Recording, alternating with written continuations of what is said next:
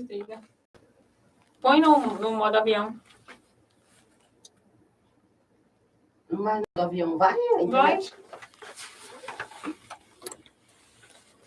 Boa tarde, amigos! Eu sou Cília Santos, sou a representante, a responsável pela bancada do Consalto e Sem Tabu. Nessa quinta-feira estamos aqui um pouquinho atrasadas, mas graças a Deus minha convidada maravilhosa chegou. Ela teve um imprevisto e acabou se atrasando um pouquinho, então por isso a gente está começando hoje um pouquinho mais tarde. Mas já estamos aqui, lindas, né? Gentileza sua, né? Porque a lindeza às vezes é ela. Imagina, lindas para bater um papo muito gostoso com vocês sobre o hormônio e a sua influência na libido feminina. Esse assunto é muito importante, até porque eu recebo muitas perguntas sobre libido feminina. E a minha convidada de hoje é a maravilhosa Laís Neves, essa linda aqui. Oi, gente, boa tarde. Peço perdão pessoalmente também pelo atraso, mas vida de médico, de obstetra, é complicado. Imagina, ainda mais a loucura que é São Paulo, né? Verdade. A Laís, ela é ginecologista e obstetra, e ela aceitou de muito bom grado. Estou muito grata por você ter aceito o meu convite para estar que aqui. linda. Muito obrigada a você. Bancada, meu amor. Seja muito bem-vinda. A casa é sua. Então, sinta-se à vontade, se apresente para nossas amigas. E, amigas, compartilhe a live aí. Convide todo mundo para poder assistir aqui conosco. E sejam também muito bem-vindas ao nosso programa. Oi, gente, me chamo Laís Neves, sou médica ginecologista obstetra, formada aqui em São Paulo pelo Hospital Geral de Carapicuíba. Faço também terapia sexual, uma pós-graduação atualmente, entrei no curso esse ano, e também sou especializada em videocirurgia, videoendoscopia ginecológica. Adoro muito o tema sobre sexualidade, porque é uma coisa muito presente no consultório e na vida da mulher que realmente envolve muito tabu. Então, por isso, eu aceitei o convite da Cília para poder conversar um pouquinho com vocês sobre o tema. Aí, e tabu, fala de sexualidade feminina, tabu do início ao fim, né? É impressionante como isso impacta a vida das mulheres e, na verdade, ao longo dos anos é que a gente foi conquistando espaço, né? Então, em relação ao tabu sexual da mulher, isso é muito influente na qualidade de vida delas. E muita coisa ainda é considerada como normal, e as mulheres não têm ciência de que devem procurar ajuda. Então, acho que esse tipo de trabalho que você faz é muito incrível, justamente para gerar uma alerta na cabeça das mulheres, para procurar ajuda se presente em determinadas condições. Lai, e assim, a gente fala de libido, mas tem coisas que por mais que as pessoas saibam, algumas ainda têm muita deficiência, muitas dúvidas em relação ao assunto. Fala para mim, o que é exatamente libido? Porque a gente fala libido, a gente só pensa em coisar, namorar. Libido tem tudo a ver com vontade no desejo sexual. Então, fala aí pra gente, o que é exatamente libido? Libido, assim, falando de uma maneira muito simplificada, é mesmo relacionado ao desejo. É uma coisa instintiva do ser humano, de desejo sexual. Sim. Na psicanálise, a gente tem um estudioso consagrado, que é o Freud. Ele falava assim, que ele é um desejo instintivo estimulado por diversos fatores, ou seja, ele é multifatorial. Sim. E que tem influência e impacto direto na qualidade de vida do ser humano, independente de sexo. Então, houve um estudo muito mais profundo, porque realmente existem algumas patologias muito direcionadas para deficiência de libido, a ponto de ter que interferir com tratamentos mais incisivos. Mas, respondendo a sua pergunta de maneira mais simples, é sim, um desejo sexual instintivo do ser humano. E aí tem diversos fatores que influenciam diretamente ou indiretamente. E assim, eu trabalho com o público feminino. O foco do meu trabalho é mulher. Ótimo. E assim, adoro esse público também. Adoro esse público. É muito mais fácil. Sou suspeita de falar. Adoro trabalhar com mulheres. E assim, eu vejo muita queixa de mulheres que reclamam, eu tô com baixa libido, não tenho desejo sexual pelo meu parceiro. E é uma coisa que eu sinto muito mais das mulheres do que em relação aos homens. Então, eu não sei se acontece tanto com os homens e eles acabam não reclamando tanto, mas a queixa maior das mulheres com relação à libido, a meu ver, é muito maior. Não, assim, quando a gente vê esse aspecto, é muito isso mesmo que você está falando. Por quê? Por dois fatores. Primeiro, que o homem não fala, né? Sim. Ele pode até estar sentindo as coisas, mas ele pouco exterioriza. E, na verdade, tudo que eles vão aprendendo sobre esse tema de sexualidade, eles vão aprendendo muito com o que exposto, com que eles têm acesso, vídeos, informação indireta, mesmo que não seja uma coisa muito cientificamente provada. Sim. E eles são muito... O desejo sexual do homem, ele está muito ligado ao físico, não é tanto ao imaginário, ao psicológico, ao sentimental, a outros fatores que influenciam muito para a mulher. O homem, ele é muito físico, ele é muito tátil, ele é muito prático, né? Nessas questões. Então, realmente, se você for ver uma estatística em termos de queixa para o homem, por 2 motivos, vão ser menores. Um, porque eles não falam sobre o tema diretamente, eles ficam muito mais enrustidos e tentam resolver de outra forma. E 2, porque o estímulo sexual para eles é muito visual, é muito tátil, é muito físico mesmo. Então, para eles lidarem com isso, costuma ser um pouco mais fácil do que para a mulher, que é muito sensorial, psicoafetivo, orgânico também, né, com as influências mensais que a gente sofre dos hormônios femininos. Então, consequentemente, essa gangorra que a gente vive tem uma influência muito direta num ciclo só, num mês só, né? Então, realmente, a gente acaba ouvindo mais e tendo mais queixas das mulheres do que por homens, principalmente por esses 2 fatores. E, assim, essa perda de libido, ela afeta diretamente a nossa saúde? Nossa, e como? A qualidade de vida vai muito para baixo. Porque existe uma pressão social de que a gente esteja 100% o tempo todo, não só em relação à sexualidade, né? Sim. Mas em relação à vida, trabalho, à família. E muitas vezes, não só a saúde feminina ou o nosso ciclo vive uma gangorra, nossa vida é uma grande gangorra, não é mesmo? Então, assim, quando a gente... Me perdi. Não, tranquilo. Quando a gente não foca muito... Você consegue repetir? Não, a pergunta é, a nossa libido, eu estou com falta de libido. Isso afeta a minha saúde? Então, perdão, eu me perdi justamente em relação a isso. Então, existem diversos fatores nessa gangorra chamada vida que influenciam diretamente na nossa saúde. E um desses é justamente a pressão social que a gente sofre para poder estar bem o tempo todo e ativo o tempo todo, só que nós sofremos influências emocionais muito intensas para que a gente consiga responder, que o nosso desejo seja muito ativo. Quando a gente fala da libido, a gente precisa, sim, que os hormônios estejam nessa oscilação que a gente espera, natural do organismo, mas a gente precisa também que o nosso sono esteja em equilíbrio, porque durante o nosso sono a gente consegue produzir neurotransmissores que quando nós estamos ativos, eles vão funcionar favorecendo a nossa autoestima e desejo, vontade.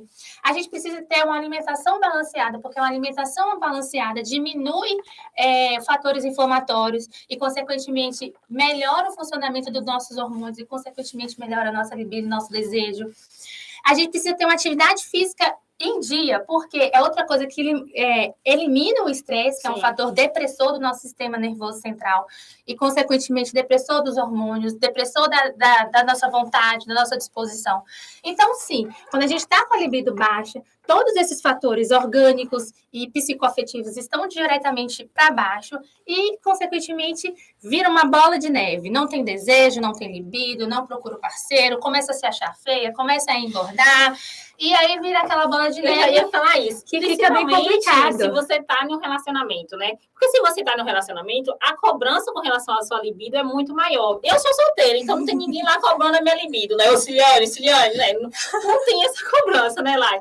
Mas, tipo, se você está em um relacionamento e você tem essa perda de libido, automaticamente vem a cobrança do seu cônjuge, do seu parceiro. Exato. Então, isso vai acabar afetando psicologicamente as mulheres também. E eu acredito que muitas vezes a cobrança é muito mais do parceiro do que dela mesma.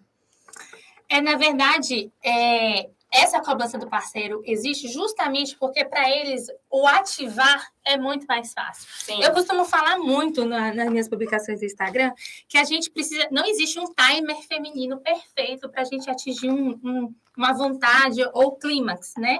Que seria o orgasmo. Não existe, mas existe... comprovado que a gente vai conquistando espaço a cada estímulo que a gente recebe.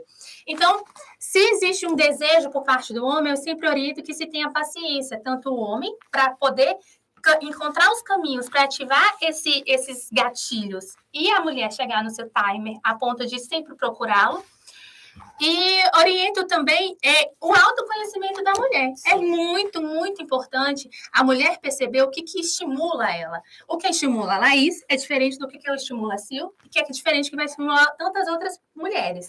Então, é importante o autoconhecimento em relação ao corpo, o autoconhecimento em relação aos seus sentimentos que você gosta e que você não gosta, e o autoconhecimento em relação à relação que você tem com o seu parceiro. Tem que ser uma coisa muito aberta, que se possa conversar. Se você não estiver gostando de determinada coisa no relacionamento, independente de relação sexual propriamente dita, é importante que se diga. Porque se está alguma coisa alterada no relacionamento, esse desejo vai estar mesmo hipoativo, que a gente fala, é muito mais para baixo. Sim. Então, assim, é um conjunto de fatores, é realmente uma coisa multifatorial. E para a mulher, é importante que cada pontinho desse esteja caminhando mais ou menos lado a lado, para que essa vontade esteja muito em cima e o parceiro, como você falou, não precisa vir cobrar nada. Sim. Se tudo estiver em harmonia, as coisas vão fluir naturalmente. Sabe? Mas o que a gente percebe é uma dificuldade muito de falar não só do assunto propriamente dito, né? Porque acha que é uma coisa instintiva mesmo, como o próprio nome fala, mas é tanta coisa que influencia, inclusive num dia só você pode estar muito lá em cima e no outro dia ou na hora seguinte já não querer mais nada, estar super estressada e o desejo acabou. Então, na verdade, tem que ter uma parceria aí para que as coisas fluam bem. Pode parecer que para o homem é mais fácil, mas se você também não estiver bem, a coisa não vai fluir muito bem para ele. E isso, o psicológico é muito forte, né, nessa questão. É muito. E um dia eu atendi uma cliente que ela estava com baixa libido, tipo, ela não tinha desejo, estava sem desejo nenhum do parceiro. E a questão dela, o problema dela todo, que ele começou a dizer que ela estava traindo ele. Nossa. Como se o fato dela não estar tendo este desejo sexual com ele, ela estaria procurando fora, ela estaria traindo ele. Para você ver aquela coisa da bola de neve, né? Então, é assim, a gente tem que perceber quais são os sinais que o nosso corpo dá. Por exemplo, ela percebeu que ela já não estava muito atraente, mas será que não era uma coisa do relacionamento? Sim. Será que não era uma coisa do físico que estava incomodando ela e ela estava botando a responsabilidade no parceiro dela por aquela coisa, então ela achava que ele não gostava, mas na verdade quem não gosta é ela. Então, quando a gente fala de um autoconhecimento, é em relação a isso. O que eu gosto? O que eu valorizo em mim? O que eu valorizo de sentimento? O que eu valorizo? O que eu tenho por ele? Né? Porque é preciso ter, sim, admiração, eu costumo falar assim, uma admiração, um respeito, uma cumplicidade, para que esses pequenos fatores sejam eliminados e não interfiram diretamente na relação. Ela provavelmente estava incomodada com alguma coisa que estava acontecendo ou na relação ou com eles, que já estavam se autoculpando e gerando uma situação acessória que vai só bombardear mais ainda essa coisa. Então, realmente, só vai crescendo, é aquela bola de neve que vai crescendo. Então, por isso, essa transparência. E eu acho que a transparência deve vir muito primeiro de si, o que eu quero, o que eu penso, o que eu estou sentindo, para depois vir cobrar do outro. A gente, às vezes, joga muita responsabilidade para o outro e não olha para a gente. E é muito importante a gente olhar para si, para a gente descobrir o que realmente está afetando a nossa vida e nossa libido. É muito mais fácil você jogar a responsabilidade para o outro do que você pegar para si essa responsabilidade. E quando você pega para si essa responsabilidade, poxa, é sua responsabilidade. Então, você que tem que resolver. Exatamente. Aí, tudo que eu jogo no seu colo, se vire mais. Resolva o meu problema. Então, fica muito mais fácil de lidar. E quando se trata da libido, não dá. Porque é muito multifatorial. As pessoas costumam culpar muito o hormônio, né? Falando um pouco da parte orgânica, da ginecológica. Existe, sim, uma influência muito importante dos hormônios femininos na libido. Sim. Principalmente no que está relacionado ao estrogênio. Ao longo de um mês, a gente cicla, que a gente fala, né? Sim. Por isso a gente tem o ponto da ovulação, que é o clímax da nossa libido, inclusive do nosso desejo.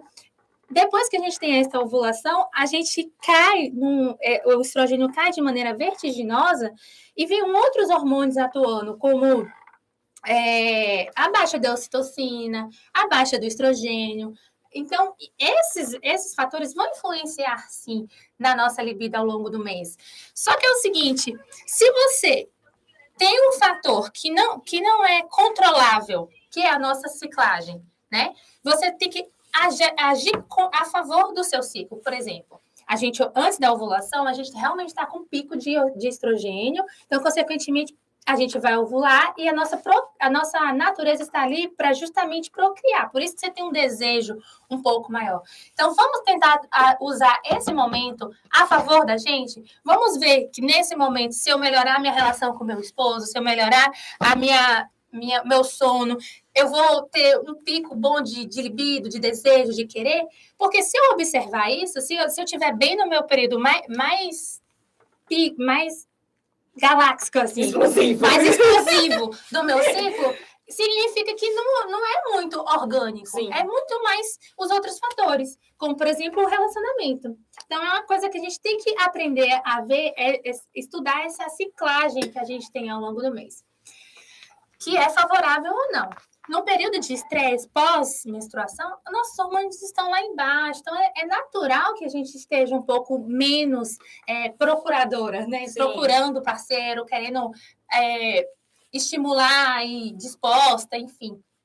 Então, nesse momento, vamos atuar de outra maneira? Vamos procurar algumas coisas extras que estimulem esse desejo? Vamos ver se o nosso parceiro não consegue, com a gente, achar um ponto de gatilho para a gente poder desencadear, já que o meu orgânico não favorece? Então, é jogar a favor do nosso orgânico, vamos dizer, quando a gente fala de hormônio. Então, hormônio não é tudo no ciclo, no libido. Eles contam a favor, sim, mas não é tudo. A gente precisa se conhecer primeiro para poder jogar a favor e aí desencadear uma boa vida sexual, uma libido alta, enfim. Porque, assim, no período menstrual mesmo, os nossos hormônios estão... Isso. Então, à vontade. É pré-menstrual, na verdade. É pré-menstrual. E a gente está naquela explosão mesmo e a nossa libido está nas alturas. Isso. Então, muitas mulheres, elas não conseguem perceber isso. Não, e assim, um dos fatores que interferem diretamente nessa percepção é o uso de contraceptivos. Não sei se vocês já ouviram falar que quem usa anticoncepcional oral tem diminuição da libido. Sim. Isso, se você olhar organicamente, é verdade, porque quando a gente toma o anticoncepcional com o intuito de não gravidez planejada, a gente inibe nossa ovulação. E quando a gente inibe a nossa ovulação, os nossos hormônios eles ficam estagnados no mesmo nível. Não tem essa gangorra necessária para a gente ovular e, consequentemente, procriar ou não. Sim. Né? Se a gente não engravida, a gente menstrua, os hormônios caem e vem uma fase mais down, vamos dizer assim. Quando a gente toma anticoncepcional, esses hormônios ficam estáveis e, consequentemente, não vai ter essa gangorra. Mas, como eu estou falando, isso não pode ser diretamente a única causa, porque ainda assim a gente consegue estabelecer uma ativação do desejo cuidando da contracepção. Voltando para o anticoncepcional combinado, principalmente, que aí pode ser oral, pode ser injetável, sim, depende do que a mulher escolher, ainda tem um outro fator, além de deixar os hormônios femininos estagnados. Eles aumentam uma proteína no nosso sangue que ele gruda na testosterona e não larga de jeito nenhum. Misericórdia. Como não larga de jeito nenhum, dois fatores somando para diminuir a libido, porque a testosterona é um hormônio sexual, né? Que os homens têm bastante. Sim. A gente também produz naturalmente. Então, se a gente toma anticoncepcional, essa testosterona vai ficar muito lá embaixo porque produz essa proteína. Então, a gente vai ter dois fatores aí contribuindo negativamente para a gente poder ter um pico de desejo e essa explosão toda que a gente espera no ciclo menstrual. Então, é verdade, sim, que quando a gente toma um anticoncepcional é um fator que atua diretamente no nosso desejo, mas ele não é único, né? E, assim, tem outros fatores outras maneiras, melhor dizendo, sim, de proteger uma gestação não planejada que não tomando o hormônio. Além dos métodos comportamentais, como o uso de camisinha.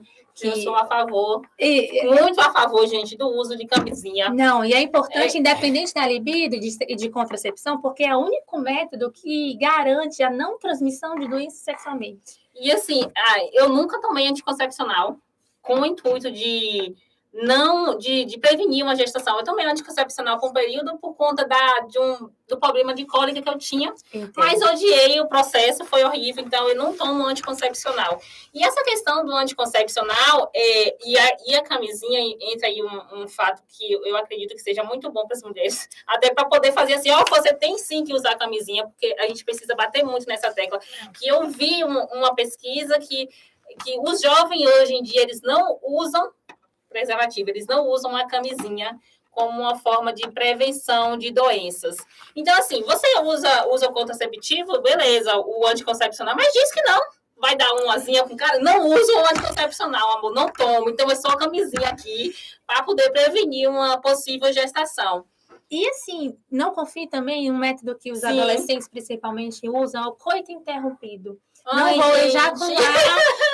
ejacular na Sim. vagina e aí vai estar tudo bem. Gente, não confia. Por 2 motivos. Pode engravidar, sim, e pode transmitir doenças sexualmente, sim. Doenças sexualmente transmitíveis não tem cara, gente. A pessoa não vai vir com uma estampa na cara dizendo eu tenho determinada doença.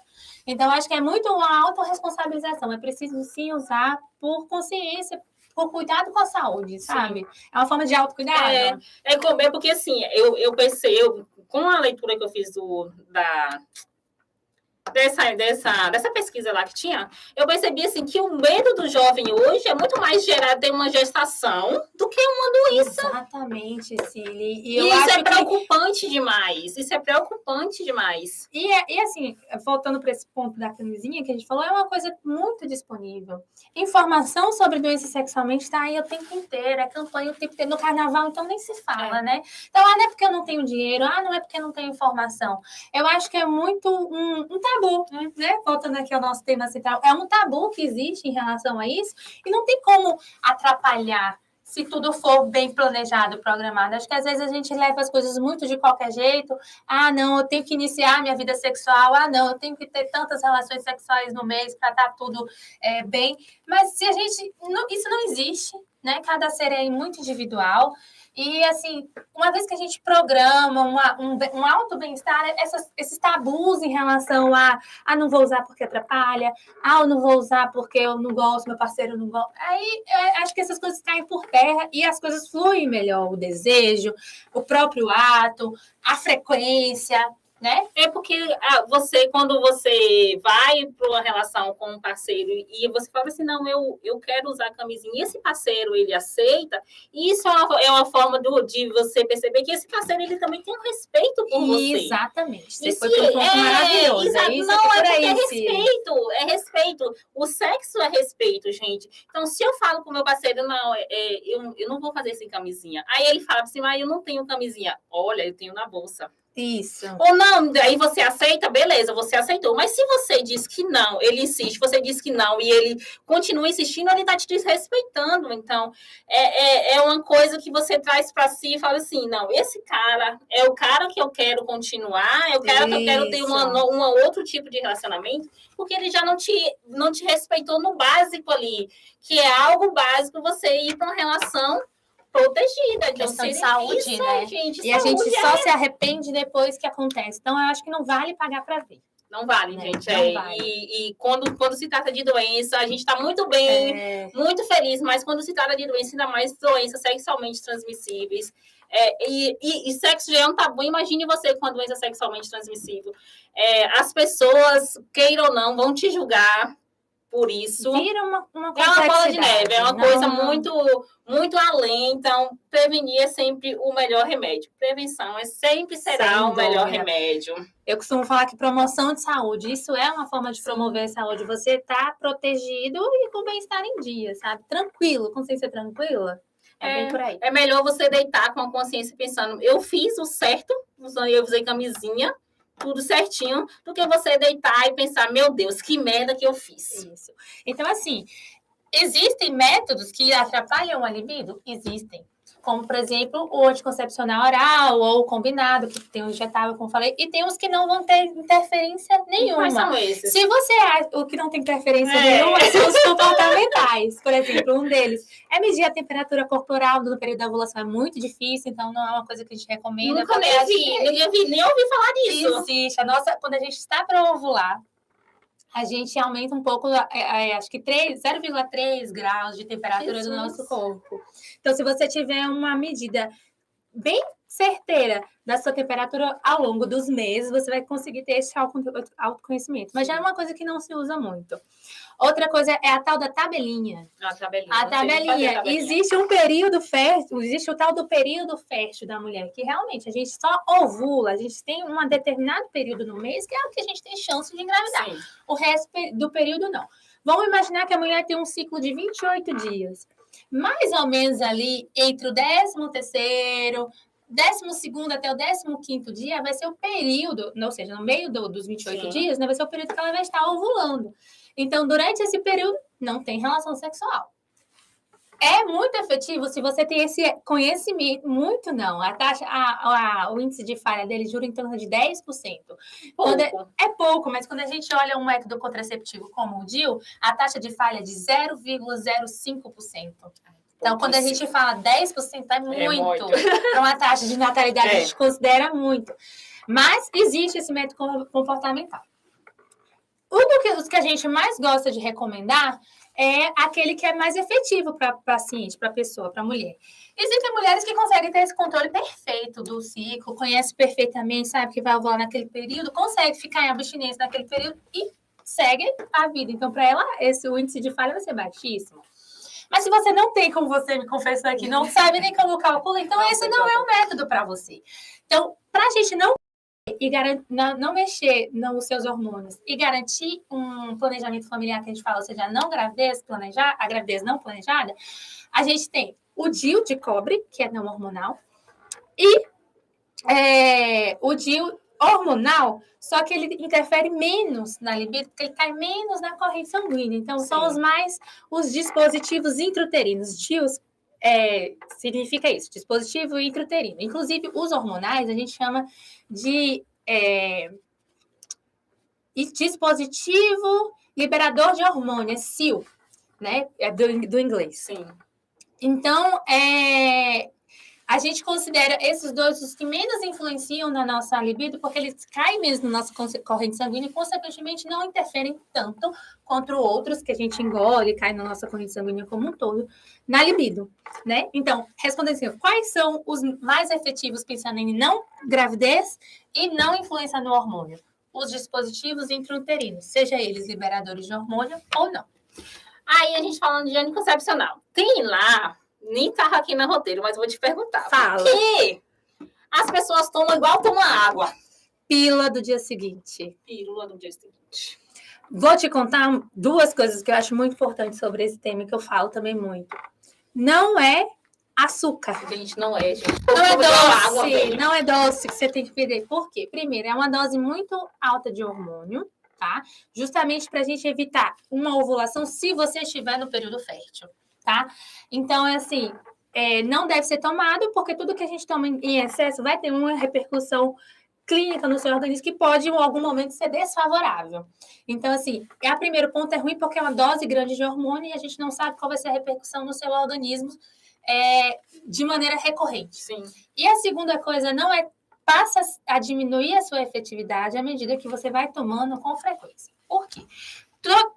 O nosso ciclo menstrual ele tem um comportamento regular. Ainda que os hormônios oscilem, existe um padrão de oscilação para que as coisas fluam, a mulher engravide ou não engravide, tá? Quando a gente toma um contraceptivo, um hormônio exógeno, né? Que a gente pega um hormônio e toma, que é o caso da pílula, sim, a gente está interferindo no nosso controle natural deste ciclo. Então, vamos supor que hoje eu tomasse uma pílula do dia seguinte. Estou jogando hormônio, nosso corpo vai entender, nossa, tem muito hormônio aqui, vou dar uma resposta para equilibrar isso aqui. Passados 7 dias, eu tomo de novo. Aí vai ter, o seu corpo está tentando equilibrar um desequilíbrio que você provocou antes, e agora você está dando nova dose muito maior, e aí ele já não entende mais o que está acontecendo, e vai acontecer um desequilíbrio de maneira que ele pode até desencadear uma ovulação. Por quê? A gente precisa de um cadenciamento, de uma pulsatilidade hormonal, para que a gente tenha uma ovulação e evite uma gravidez. Uma vez que você bagunçou, o seu corpo não entende o que está acontecendo e vai tentar dar respostas para gerar esse equilíbrio. E esse equilíbrio, às vezes, pode ser uma ovulação, ou porque você está perto de ovular, ou porque você estava ali, tinha ovulado, mas não deu muito certo, enfim. O seu corpo procurando um equilíbrio pode falhar né? E gerar uma gestação não planejada. Então, existe um risco para a saúde, existe um risco de gravidez por conta desse desequilíbrio que causa. Até porque você toma um negocinho daquele como se fosse algo inocente. Poxa, mas aquilo ali é uma Nossa, bomba sim. no seu organismo, E assim, gente. É uma tabela, né? E É uma tabela inteira do anticoncepcional em uma pílula. Não, depende do hormônio que você toma, porque quando a gente fala de contraceptiva, a gente tem um combinado, que são 2 hormônios e um só. E a pílula do dia seguinte é um tipo de hormônio só. E o tipo de hormônio que tem ali, ele não é daqueles que as pessoas falam que vai gerar trombose nem nada, não. Mas é uma dose muito grande, de uma vez só, desse hormônio, sabe? Então, é suficiente para gerar um transtorno para o nosso corpo. Não, entendeu? Eu já tomei e é triste. Eu tomei uma vez a pílula do dia E seguinte. não é à toa. Vezes. E não é Na vida, né? Na vida também. Não, então, é um método que está aí para ser usado, mas com parcimônia, com cautela, tem que ter critério para usar. E o que eu ia comentar com você é o seguinte: quando a gente fala de contracepção, a gente está até desviando um pouco o assunto, né? É um assunto que precisa ser falado. Quando a gente fala de contracepção, ninguém lembra que isso é um remédio. Sim. Contraceptivo é um remédio, é hormônio que tem ali dentro. E nosso corpo, ele tem um equilíbrio para que esses hormônios atuem e a gente viva naturalmente. Quando a gente joga qualquer coisa para dentro, a gente vai desequilibrar isso, vai ter uma resposta. Por isso a gente não engravida. A gente toma de uma maneira correta, é para ser correta, Sim. né? Todos os dias, no mesmo horário, por exemplo, se for a pílula, para gerar um comportamento esperado do nosso corpo. Se você varia isso, por isso se você esquecer uma pílula, você pode ter maior chance de engravidar. Por isso, se você tomar a pílula do dia seguinte várias vezes, tem essa questão de ser muito hormônio de uma vez, não necessariamente uma cartela toda, mas vai influenciar assim, no seu controle natural e, consequentemente, no funcionamento do seu ovário e do seu organismo como um todo. Então, a gente tem que ter controle na hora de escolher o método, na hora de decidir tomar um comprimido, tem que gerar dúvida mesmo, tem que perguntar, tem que escolher o método específico para você, porque isso gera repercussões muito negativas na saúde e, às vezes, graves. Né? Então, a gente não pode usar nem a pílula do dia seguinte como doce, como água que bebe, como qualquer coisa, mas, claro, tem situações que a gente precisa. Se você está com medo, uma vez, provavelmente não vai repercutir muito na sua saúde e prestar atenção nos sinais que o seu corpo dá. Se você está vendo que tem uma coisa muito estranha, procura o médico, não procura sua vizinha que já tomou outras vezes. Corre na internet para poder corre na internet para poder ver. É importante você ter a orientação certa sobre o uso. Ela está aí porque existem situações, vou falar uma que é muito comum, que a gente indica o uso da pílula, que é quando a gente tem um caso de abuso sexual. Né? Pode gerar uma gestação indesejada. Então, a gente usa a mão. E, assim, tem momentos que a gente também desliza. Então, a gente não quer ter um filho, uma gestação não planejada que pode causar uma pessoa que pode usar. Mas é importante você ter noção que é de emergência. Ela está realmente ali para ser usada, mas em casos de emergência, de extrema necessidade, o ideal é você se planejar, tá? E escolher o seu método de acordo com a sua rotina, de acordo com os seus hábitos. E falta informação também, porque, assim, já vi casos de que a menina toma uma pílula e o parceiro toma outra. Então, não faz não tem sentido nexo, nenhum, porque o metabolismo feminino é totalmente diferente do masculino. Então, o homem tomar a pílula do dia seguinte não tem nem nexo. Porque se já gerou a gestação, já está lá no útero dela. Não tem mais nada a ver. Não tem mais nada a ver. Não, e assim, o hormônio da pílula é a progesterona. Então, assim, praticamente não vai influenciar nada no funcionamento dele em relação ao objetivo, que é a não gravidez. É que você vê assim, as informações estão aí, mas as pessoas elas não conseguem pegar aquilo e assimilar o que está sendo visto. E às vezes, sabe o que acontece muito que eu percebo? É o que eu estava falando com você. Perguntar para a tia, para a vizinha, para o irmão, para o tio, mas quando vem perguntar, ou não vem perguntar para a gente, ou se vem perguntar para a gente, a informação é tão divergente que desconfia daquela informação que você recebeu, que seria realmente uma de valor. Mas, assim, existe muita informação de valor na internet. Eu acho que a gente deve, principalmente, procurar, por exemplo, a minha especialidade, que é ginecologia e obstetrícia, a gente estuda muito isso. Tem diversos outros enfermeiros também que tem muita informação. Tem profissionais, tem Ministério da Saúde, a não ser que o site lá. Vou na internet, pílula do dia seguinte, Ministério da Saúde. Vai ter alguma informação de valor lá. Entendeu? Na verdade, muitas vezes o ser humano é preguiçoso, ele quer muito mais fácil as coisas. Ele não quer se aprofundar por preguiça. Mesmo a preguiça mesmo de ir lá pesquisar, ou então vergonha. Ela chega no seu consultório para fazer uma consulta de rotina, mas ela não vai te dizer aquilo. Aí eu também tenho que atuar nessa área. Como eu sei que existe um pouco disso, eu tenho que estimular. Sim. Eu pergunto, a gente tenta botar esses assuntos na mesa, porque a gente sabe que realmente nem o Dr. Google, eu costumo falar assim, que o Dr. Google ele não frequentou direito à faculdade de medicina, ele faltou muitas aulas, né? Então ele dá muitas informações assim, divergentes e erradas mesmo. Então é muito importante você ter um médico de confiança ou um profissional da saúde que tem expertise no assunto para poder tirar as dúvidas sobre ele. Isso é importante, gente. E quando você for na ginecologista ou em qualquer outro médico, fale tudo que te aflige, tire todas as dúvidas, porque você tá ali para poder ajudar. Exatamente. Então não adianta nada você ir cheia de dúvida, porque tem pessoas realmente que, do mesmo jeito que também tem profissionais que não incentivam o paciente a falar sobre. Isso. Ele chega e pergunta, e aí, tudo bem? Tá sentindo o quê? Beleza, tchau. Não tem essa questão assim. Também. Tem essa questão. Você já vai cheio de medos, tabus para o consultório. Aí, quando você está lá no processo da consulta, ele não te incentiva a falar sobre o seu problema. Isso. E existe... É aquela coisa que em toda área existe, todo lugar existe, na verdade, aqueles profissionais que você vai se sentir à vontade, vai abrir seu coração e vai falar sobre tudo, e aqueles que você não sente à vontade. Então, segue um pouco o seu feeling também a respeito disso, porque se você está de frente de um ginecologista, que é uma coisa que você expõe toda a sua intimidade mesmo, eu falo até física, né? O exame físico ginecológico é você tirando essa calcinha. Então, assim, é uma coisa muito invasiva, né? Sim. Então, se você não confia nesse profissional, não volta nele, não permita que ele faça as coisas. É importantíssimo ter uma relação médico-paciente muito boa, né? Quando a gente fala desse assunto e quando a gente fala da minha área, por conta disso, para vencer tabus, para ter informação de qualidade, para ter uma assistência boa e a gente poder ter uma saúde plena, vamos dizer assim. Sim. Na medida do possível. Voltando aqui para o nosso tema. Se deixar a conversa aqui, meu Deus. Palavrinha que eu queria saber de você o que é. E se isso realmente tem relação com libido. O hipotireoidismo. Tem sim. Tem. A gente tem um órgão aqui no pescocinho chamado tireoide. Sim. Ele é um órgão metabólico. Produz principalmente hormônios que eles influenciam no controle da energia do nosso corpo.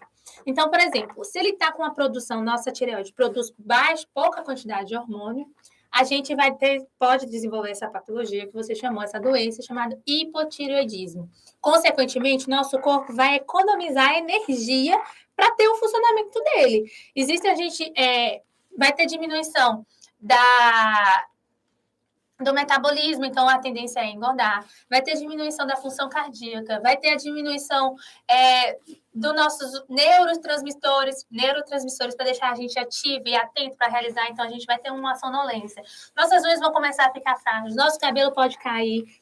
Então, ele é um hormônio que ele controla o funcionamento de maneira grosseira.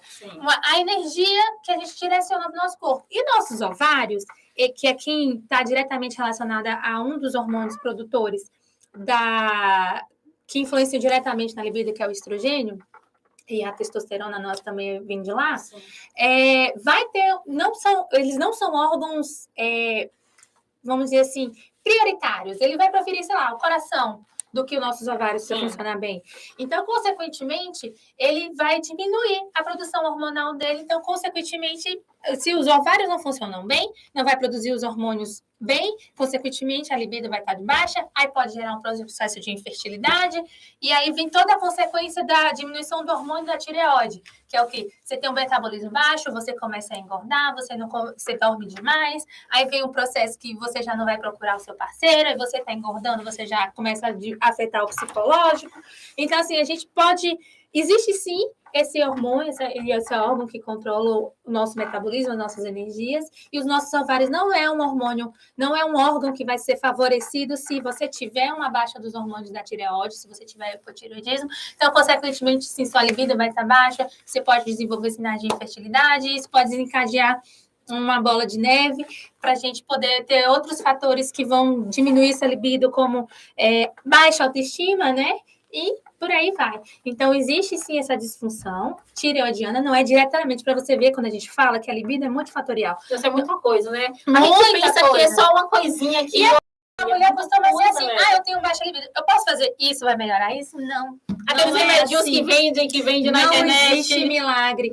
Não existe. Então, existe essa patologia, existe tratamento, o bom é isso, Amém, e a gente Senhor. tem que atentar para os sinais do nosso corpo, sempre volta para a gente, para o autoconhecimento, Sim. para a gente perceber, gente, mas eu não era assim, por que eu tô? Será que eu não tenho que procurar um médico para a gente avaliar esse lado? Porque se eu melhorar, se esse for o único problema em relação à sua libido, você tratando essa tireoide, tudo volta ao normal, você volta a ter seu peso normal, você volta a ter sua qualidade de vida normal, seus níveis hormonais vão ficar nos níveis ótimos. Então, assim, observe os sinais, vendo que está muito alterado, como eu te falei, sonolência, infertilidade, ciclo menstrual irregular, queda de cabelo, ganho de peso excessivo, porque isso também eu nem vou entrar por esse lado, mas é assim, quando a gente vai ganhando peso, a gente costuma culpar muito, responsabilizar outras coisas, e uma das coisas que a responsabilidade recai é na nossa tireoide. Sim.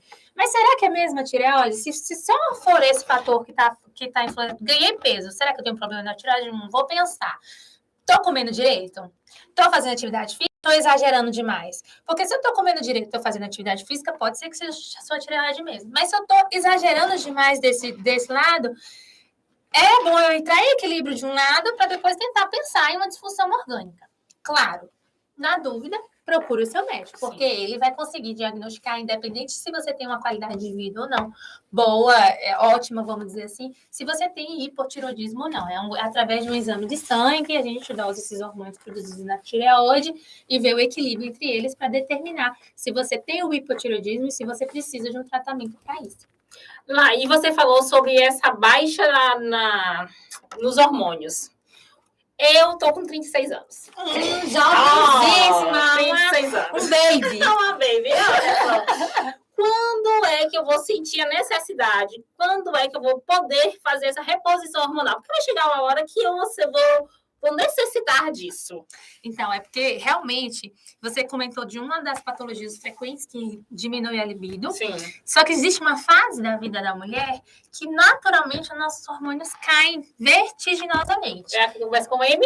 Exatamente. E eu vou te dizer mais. Antes da menopausa, que é quando esses hormônios realmente estão lá embaixo, porque os nossos ovários não estão mais funcionando de maneira hormonal, metabolicamente falando, né? Elas continuam produzindo, mas de maneira muito ineficaz.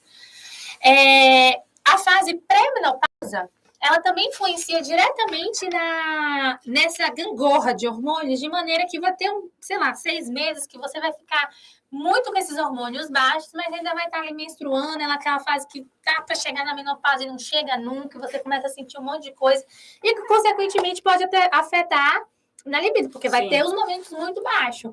E, assim, o diagnóstico de menopausa, uma baby. A mulher brasileira, no geral, entra aí na menopausa por volta de 50 a 55 anos. Sim. Não tem uma idade específica. O diagnóstico, a gente fala que a paciente está na menopausa depois de um ano sem menstruar. Sim. Então, assim, não menstruou nada por um ano, a gente fala, você entra na menopausa. Então, é um diagnóstico retrógrado. A pessoa precisa ficar um ano sem menstruar para a gente falar que ele entrou na menopausa. Então, a partir daí, a gente vai avaliar todos os outros fatores, se você não tem nenhum outro fator de risco para reposição hormonal, se não existe nenhum outro fator para que esteja desencadeando baixa de hormônio, se a tireoide não está funcionando. E aí, então, para pensar na reposição hormonal. Não tem nenhum fator de risco, ela está realmente na menopausa, eu posso melhorar a qualidade de vida dela fazendo a reposição hormonal? Posso. Então, aí a gente começa a pensar nessa reposição hormonal. Mas perceba, o tempo inteiro eu tô falando, a gente precisa de um equilíbrio, porque não é só o hormônio. Eu acho que a mensagem principal que eu queria deixar aqui hoje em relação à libido é isso. Não é só hormônio. Hormônio influencia hormônio, a testosterona influencia, a gente produz testosterona naturalmente. O estrogênio no nosso ciclo menstrual influencia. A fase da vida que a gente está sem nenhuma produção de hormônio, porque a gente está na menopausa, influencia. Mas se você consegue estabelecer um equilíbrio nos fatores modificáveis, que é o sono, a alimentação, a atividade física. Esse único fator vai interferir muito menos no seu desejo sexual do que se você aceitar isso como, não, tô na menopausa, é isso mesmo e acabou. Entendeu? Então, não é só hormonal. É também hormonal. E a gente consegue contornar isso. Se for necessário, claro, a gente introduz faz essa tal reposição. Mas é uma análise muito criteriosa, muito minuciosa, e a gente precisa buscar mesmo o equilíbrio de todos os fatores do relacionamento, que é o psicossocial, da atividade física, de uma alimentação saudável e bem-estar. Né? A gente quer promover saúde e desejo sexual é saúde. Então, a gente tem que pensar no indivíduo como um todo. A gente, ginecologista, fomos formados para a gente ver o aparelho reprodutor feminino. Mas não é isso. A mulher não é só ovário, não é só útero. A gente tem que pensar no indivíduo como um todo, porque a gente sofre influência como um todo. Então, por isso é muito importante controlar todos os fatores, não só o hormonal, não só o orgânico. Até porque não adianta você estar com o hormonal bem, o orgânico bem, e ter um parceiro que não te ajuda, ou então você não se ajuda. Isso. Né? Outra coisa que a gente costuma culpar muito, que a gente voltando lá para o tal do parceiro. Mas será que você já falou com ele que você gosta disso? Ou que você não gosta disso? Ou que você sente falta de algo ali. Que você queria experimentar outra coisa.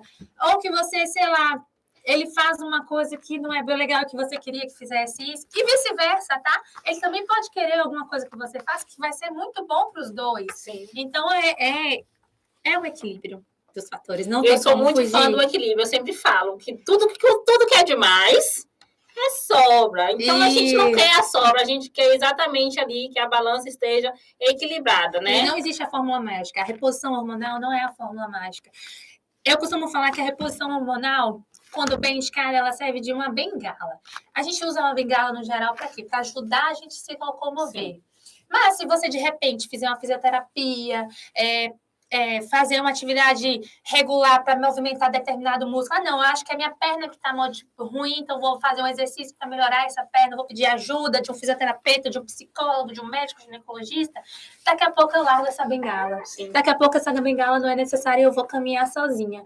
Então, assim, não culpa só a reposição hormonal. Às vezes a gente vai fazer essa reposição hormonal por um longo tempo. Mas, às vezes, quando a gente suspender essa reposição hormonal, que a gente utilizou como bengala, ela está realmente com o desejo diminuindo, vou dar esse gatilho aqui para ela poder experimentar que é uma coisa boa, dar uma animada, mas eu preciso fazer com que ela se convença de que os outros fatores também é tão importante quanto para ela caminhar sozinha. Né? Então, vamos sim também caminhar por esse lado. Eu vou te dar um tratamento, mas a gente precisa ficar olhando todos os fatores que influenciam para a gente poder caminhar sozinha. Na menopausa, realmente é um fator fisiológico que vai cair muito os nossos hormônios, e às vezes a gente tem que estender, não vai conseguir caminhar sozinha também. Sim. Mas a gente tem que estar de olho sempre em todos os fatores.